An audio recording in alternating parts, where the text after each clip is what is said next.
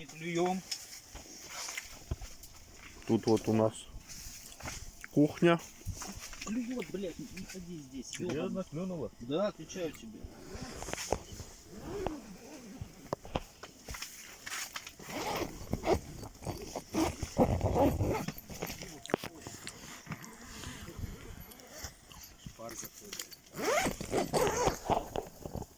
Привет.